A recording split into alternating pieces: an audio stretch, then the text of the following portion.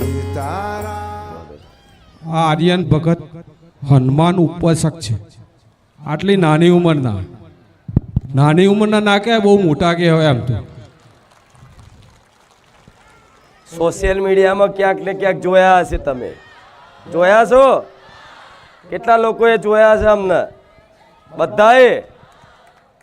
ભલે આજે જો એમની હનુમાનજીની કૃપાથી, સ્વામિનારાયણ ભગવાનની કૃપાથી, એમની પ્રેરણાથી અને મારા રામચંદ્ર ભગવાનની કૃપાથી આજ બારેજાત ધામમાં આવા નાના એવા ભક્ત આવ્યા છે ભગવાનના. આ બારેજાત ધામમાં તમારું ભાવભર્યું સ્વાગત છે.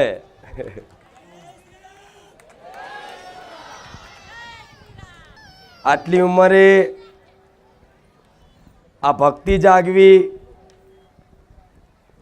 આવા ધાર્મિક સંસ્કારો મળવા એટલે ધન્ય છે એમના માતા પિતા નહીં, તે ધન્ય છે એમના કુળને.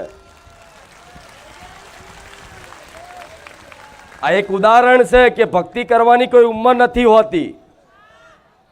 ભક્તિ કરવાની કોઈ ઉંમર નથી હોતી.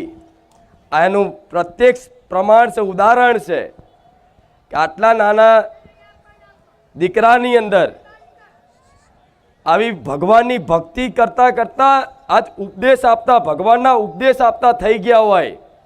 જે ઉંમર રમકડા રમવાની હોય, તમે તો હવે 12-13 વર્ષની ઉંમરે તો લખોટીઓ ભમેડા રમી ખાતા હતા. સાચું ખોટું? અને જોડે આધ્યાત્મિક જ્ઞાન તો ખરું, ભક્તિ તો ખરી, જોડે શિક્ષણ પણ ચાલુ છે. ચાલુ છે ને? હા, તો સંબોધો મારા ભક્તોને. શું કહેવા માંગશો તમે?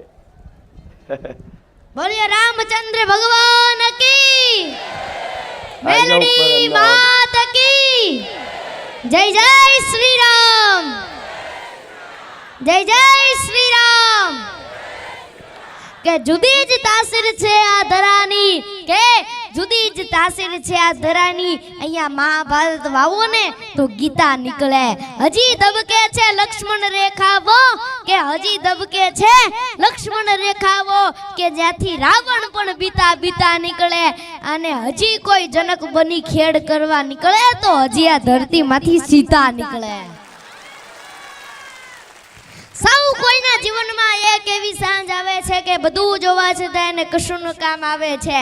સૌ કોઈના જીવનમાં એક એવી સાંજ આવે છે કે બધું જોવા છતાં એને કશું કામ આવે છે. મળે યશ અને કીર્તિ, તેથી ભૂલાઈ ગૌરવથી જાતિ. જેથી ચારેય બાજુથી ઘેરાય ને ત્યારે મારા બાપ હોઠે રામ આવે છે. કે તે છતાં જીવન જીવવાની એક જડીબુટી બતાવી દઉં, કે તે છતાં જીવન જીવવાની એક જડીબુટી બતાવી દઉં. કારણ કે જ્યારે દુનિયામાં બધું કામ ન આવે, દવા કામ ન આવે ને ત્યારે કોકની દુઆઓ કામ લાગે છે. कि जो सर फिरे होते हैं इतिहास उन्हीं की लिखती है. समझदार तो लोग सिर उनके बारे में पढ़ते हैं. परख अगर हीरे की करनी है तो अंधेरे का इंतजार करो, वरना धूप में तो कांच के टुकड़े भी चमकती है. सच्चे इंसान और हिम्मत वाले की परीक्षा तो मुश्किलों में भी होती है. वो मार्ग सीधा नहीं था, बहुत कठिन था. અને હનુમાનજીને જેટલી રામમાં પ્રીતિ, ભક્તિ અને ભરોસો હતો એટલો બીજાને નતો. કારણ કે જેટલો ભરોસો મોટો ને એટલો ભગતય મોટો. કે શું છે આપણા ગુજરાતમાં, કે આપણા ગુજરાતમાં શું છે? આપણા ગુજરાતની અંદર તો એક જ આપણું ખૂંખાર મેલડીનું બારેજાત ધામ છે. બોલો રામ રામ, બોલો ખૂંખાર મેલડી માત કી, બોલીએ મેલડી માત કી, રામચંદ્ર ભગવાન કી જય. જય શ્રી રામ. તો એક કથા કહું તો એક સુંદર મજાનું એક નાનકડું એવું ગામ હતું ને એમાં એક ફરતારામ સાધુ સિદ્ધ સાધ્વી ગામની અંદર હતા. કે ગામને ગોંદરે સરસ મજાનો સત્સંગ થાય. સત્સંગ પૂરો થાય એટલે બધા પગે લાગીને જાય. એમાં એક યુવાન છોકરો, પણ ગરીબ બહુ. ઘણા બધા ગરીબ ન હોય પણ બહુ એની પરિસ્થિતિ ખરાબ, મા બાપ નહીં, આર્થિક, માનસિક, શારીરિક બધી રીતે ખરાબ એની પરિસ્થિતિ હાલે. તો બધાય પગે લાગીને સાધુને જતા રહે તો એમ નામ સાધુ પાસે બેઠો રહે. એટલે એક દિવસ બેઠો, બીજે દિવસ બેઠો, ત્રીજે દિવસ બેઠો.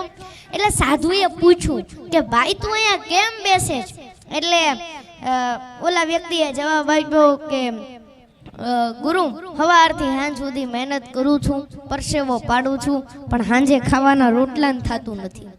પણ ગુરુ દયાળુ બહુ હતા. આંખ બંધ કરી ઈ માણાનું પ્રારબ્ધમાં નજર નાખી, એટલે એનું ભાગ્ય હોય ને ઈ જોયું. ભાગ્યમાં તો દેખાણું કે એની તો આખી જિંદગી દુઃખમય છે. પણ સાધુ હતા બહુ દયાળુ, કરુણા ભાવવાળા. એટલે આંખ ઉગાડીને કીધું કે ભાઈ તારી તો આખી જિંદગી દુઃખમય છે, પણ જા 5 વર્ષ સુધી હું તને સુખી કરી શકું. 5 વર્ષ. પણ આ 5 વર્ષ ગયા પછી આની આ પરિસ્થિતિ થઈ જાય, બોલ તારે મંજૂર છે? એટલે ઓલા ગુરુએ કીધું કે જો પાછો આ સુખ મળ્યા પછી દુઃખ